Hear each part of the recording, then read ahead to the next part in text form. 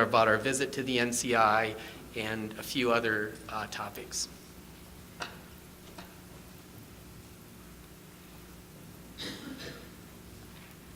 Hi everyone, it's nice to meet you. I'm Caroline. Like Dr. Grossinklaus was saying, I'm a fellow training in ocular oncology and pathology this year. So I've been very fortunate to be able to kind of step into this position and get both the clinical experience treating patients in the office and in the OR, and then also getting kind of the research experience. And so I'm working on uveal melanoma, kind of reviewing all the patients that we've seen here at Emory. But I've also been fortunate to kind of land myself in the middle of learning how grants work and all the effort and teamwork and relationship building that goes into making this happen that Dr. Grossinklaus has been spending several years doing. And so for me, it's been very exciting. It's kind of more than just a window looking in on this. It's a door that I've kind of been walking through. And so in December, we have kind of culminated some of our efforts into creating our preliminary proposal for the SPORE. And I call it, we took a field trip to DC, and so we got a lot of our main members together and traveled to DC.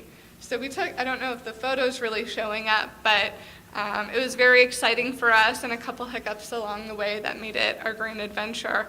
But it was very exciting to get to the point where we met with a panel from the NCI to kind of tell them what we're working on and what we're preparing to submit for our EyeSPORE. So we see some of our members here with Robin, myself, Dr. Grossinklaus, Dr. Van Meer, Dr. Bruce, or Bo Bruce, and Dr. Waller. And then Jenny Yang's here as well, so this is out front of the NCI. Very excited to show our work. And so in the first time in 10 years, I think our enthusiasm kind of showed for itself that we decided to take a photo with a team from the NCI. So here we have Julia Arnold here and a couple of our other members after the meeting. And it was very exciting because I think they were very impressed with what we're trying to do here, that uveal melanoma is much different than cutaneous melanoma, and we see such a need for progress and an effort. And I think one of the comments that they came back and said is that we have a great team who's very enthusiastic and working well together, and I think that's a great benefit of this community that we see here today. And I know I was talking with patients, or with some of you last night, how it's exciting to see our doctors and our scientists come out on the weekend to talk about these things, and I think it just is really evident that people are passionate about what they do, and we want to figure this out, and I think we're kind of putting together a lot of these ideas that we're well on our way. So I think that enthusiasm is very evident. And so this is some of the comments that they came back with, that they evaluated both our strengths and our critiques of what we need to do, and they found that it was, we have a great community set up here in Atlanta to do this work. But the EyeSPORE is also very powerful because, as we know, the ocular oncology community is so small that we really can reach out to one another. And the SPORE, the P50 grants, are set up in a way that although we could submit each project individually as an R01, they're set up in a way with these cores of resources and development projects that the product is greater than the sum of each part, which is really powerful. And it's also kind of self-perpetuating in a way that the SPORE is set up in a way that each project will continue to develop at the as each aim is met. And then it's also set up in a way to develop new clinicians and new scientists and to really just expand the community, as well as reach out to other institutions to provide those grants. So it's not necessarily just limited to Atlanta, but we can really reach out and help use this as a resource within our greater national community. And our projects are really exciting too, because like the MRI advances with the protein contrast agent is kind of exciting because it's not just applicable to uveal melanoma, but I think it can gain traction and funding outside of our uveal melanoma community, because it can be kind of modified and applied to other cancers too. So we've got that going for us. And within the EyeSPORE, we're really trying to hit all aspects of the treatment. We're trying to reach out to our patients. We're trying to improve imaging and surveillance and treatment, and really just go across the board. And so this is a picture of some of our team from the different institutions within Atlanta who we're meeting. So you can see some familiar faces and the excitement that's coming out here. So one of the big parts of this SPORE too is we talk about our researchers, we talk about our physicians, and those are very active members of our team, but you as our patients are not just signing up for our clinical trials and our studies and donating tissue, whether it's blood or tumor, but you are very much a member of this team as well and can be very active in what we do. And some of the comments from like what Dr. Lawson was saying this morning is that we have to stick together, and what Tim was saying is that we really have to kind of come together around a cause, and so we need you to do that. And so part of what we're developing is our patient outreach, that we've got a board of a couple patients and parents who are involved in this, but we're developing a website. The URL is at the bottom, eyespore.emory.edu.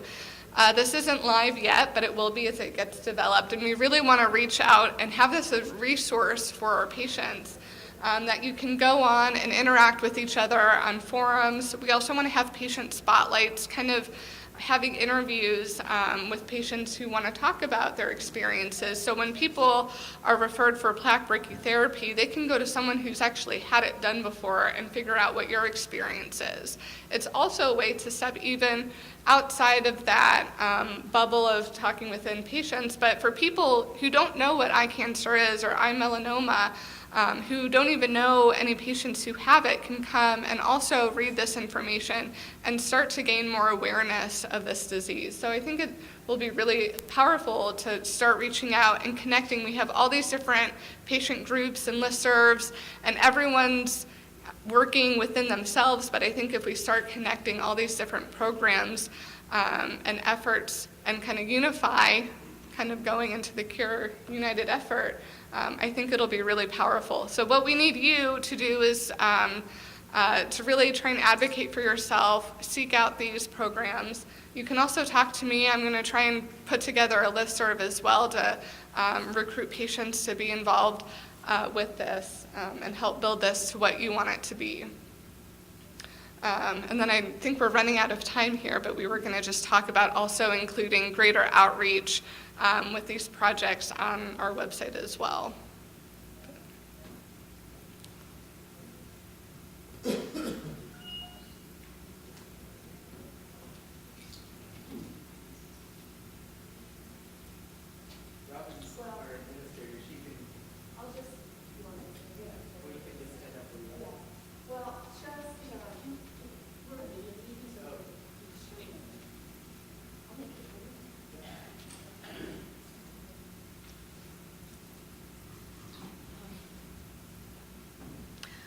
Well, I just want to thank the leadership, Sarah, MRF, CureOM. This has been an amazing conference, my first time attending, and it's been very touching, very moving, very inspirational for me to help with the SPORE, and really, I see this more now as our SPORE.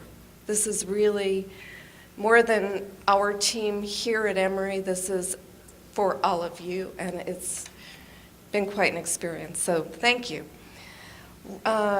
Just a quick word about on February 25th, Mike Fitzpatrick in Pennsylvania, he introduced in the House the first legislation written in Braille. So it was really a historic day.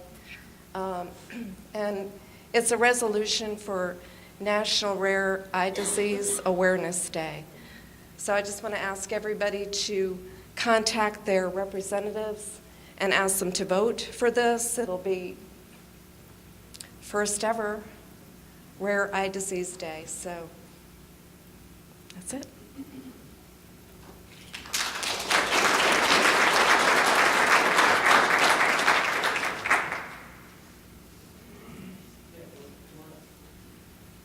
So I hope I didn't oversell that with my enthusiasm before, but I think you can see my enthusiasm for this work.